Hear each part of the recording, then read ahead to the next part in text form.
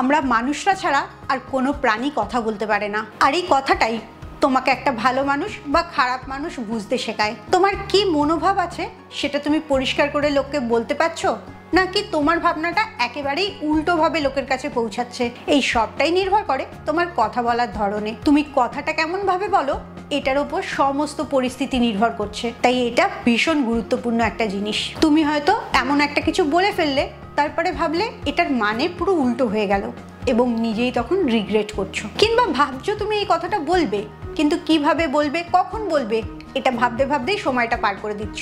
এই সমস্ত কনফিউশন যদি তোমার মধ্যে থাকে, তাহলে আজকের ভিডিওটা ভীষণ মন দিয়ে দেখো। কয়েকটা টিপস বলবো, সেই টিপসগুলো ফলো করলে কোনো সময় তোমার কথা বলতে কোনো অসুবিধা হবে না, আর মনের ভাবটাও একদম পরিষ্কারভাবে বোঝাতে পারবে।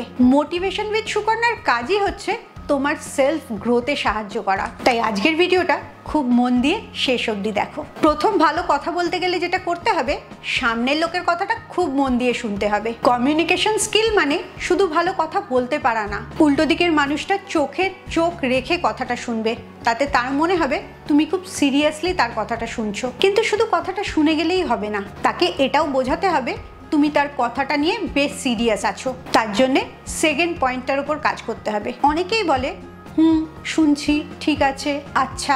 এই ফিলারগুলো দিলে আসলে তোমার মনের ভাবটা প্রকাশ হচ্ছে না, সেও খুব একটা কথা বলে স্যাটিসফাইড হচ্ছে না। তাই এই ফিলারগুলোকে মিনিংফুল শব্দ দিয়ে পরিবর্তন করতে হবে। যেমন ধরো এটা বললে যে হ্যাঁ তোমার সিচুয়েশনটা আমি বুঝতে পারছি, কিংবা এমন কিছু ঘটনা হচ্ছে যেটায় সাহায্যের দরকার আছে, তখন তুমি বললে আমি বুঝেছি, চলো তুমি আর আমি মিলে এটার একটা সমাধান বার করি। এই ধরনের মিনিংফুল কথা তুমি যখন উল্টো দিকের লোককে বলবে, সে অনেক কনফিডেন্স পাবে এবং তোমার ফ্যান হয়ে যাবে। কারণ তুমি শুধু তার কথাটা শুনছো তাই না, তুমি তাকে সাহায্য করারও চেষ্টা করছো। এই কনফিডেন্সটা বাড়াবার জন্যে একটা মিস্টেকও হয়ে যায়, সেই মিস্টেকটা এবারে ঠিক করতে হবে। সেটা হচ্ছে তুমি এক্সপ্রেস করার জায়গায় লোককে ইমপ্রেস করতে শুরু করো, তার মনের মতো করে কথা বলতে শুরু করো। সেটা করলে কিন্তু ভালো কথা বলার মানুষ তুমি তৈরি হচ্ছ না। তোমাকে প্রচুর ফ্যান্সি শব্দ ব্যবহার করতে হবে না, প্রচুর ইংলিশ বা কোনো একটা ল্যাঙ্গুয়েজ জানতে হবে না। তোমাকে ইমোশনালি কানেক্ট হতে হবে। তুমি যখন মন থেকে স্বচ্ছতার সাথে কথাটা বলবে, তোমার ইন্টেনশনটা সঠিক থাকবে, সেই এনার্জিটা উল্টো দিকের লোকটাকে অটোমেটিক্যালি ছুঁয়ে যাবে। তার জন্য তোমাকে খুব সুন্দর কথা বলার মানুষ হতে হবে না, কথাটা যেন তোমার মন থেকে বেরোয়, মাথা থেকে না। তোমার ইন্টেনশনটা যত ভালো হবে, তোমার কথায় পাওয়ার তত বেশি আসবে। এই সিচুয়েশনে একটা গন্ডগোল হতে পারে।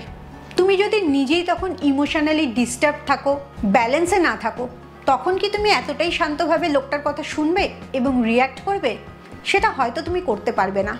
তাহলে তখন তুমি কি করবে? তখন তোমাকে একটা পাওয়ারফুল প্র্যাকটিস করতে হবে। একটুখানি থামতে হবে আর নিঃশ্বাস নিতে হবে। তুমি ধীরে ধীরে যখন নিঃশ্বাসটা নেবে, তোমার ব্রেনে অক্সিজেনটা যাবে, তোমার নার্ভগুলো শান্ত হবে, তুমি সিচুয়েশনটাকে অনেক ভালো করে হ্যান্ডেল করতে পারবে। কিংবা সামনের লোকটা যদি তোমাকে খুব ইনসাল্ট করে, তখনও তুমি রিয়্যাক্ট করবে না, রেসপন্ড করবে। আমার রিয়্যাক্ট অ্যান্ড রেসপন্সের একটা ভিডিও আছে, অবশ্যই এই ভিডিওটা শেষ হলে ওটা দেখবে। সবসময় তুমি যদি রিয়্যাক্ট করো, সেটা ক্ষতি করবে। একটু সময় নিয়ে নিজেকে শান্ত করে, দরকার পড়লে ওই সিচুয়েশন থেকে দূরে চলে গিয়ে মাথাটাকে শান্ত করে বোঝার চেষ্টা করো। তারপরে তুমি সেই কথা অনুযায়ী, সেই পরিস্থিতি অনুযায়ী রেসপন্স করো। তোমার রেসপন্সের উপর নির্ভর করবে সিচুয়েশনটা তোমার কন্ট্রোলে থাকবে নাকি সামনের লোকটার কন্ট্রোলে চলে যাবে। এই কারণে কখনোই কোনো একটা কথা শুনলে যেটা তোমার মন খারাপ করে দেয় বা রাগ বাড়িয়ে দেয়, সেটার রিয়্যাক্ট করে ফেলবে না, সময় নেবে, সিচুয়েশনটাকে পার হয়ে যেতে দেবে।